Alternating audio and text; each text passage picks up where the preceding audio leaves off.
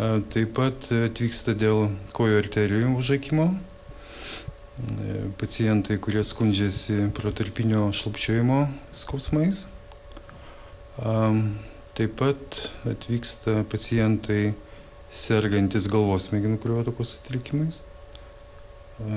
Ir rečiau dėl pilvo aortos įvairių susirgimų, pilvo aortos išsiplėtimo, pilvo aortos šakų, žarnyno kraujotakos sutrikimų. Dalis pacientų kreipiasi dėl dializės fistulių problemų, kai yra problematiškai jas suformuoti arba atsiranda šitų fistulių komplikacijos.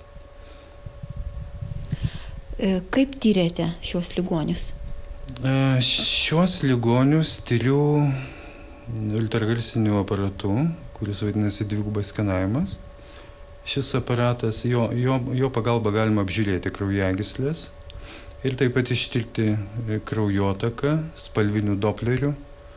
Tai yra labai modernus aparatas, turintis labai didelį diagnostinį tikslumą. Jo pagalba galima ištirti kaklo kraujagyslės, tai yra miego ir slankstelinės arterijos. Šios kraujagyslės, jų ateroskleroziniai pakitimai yra pavojingi, nes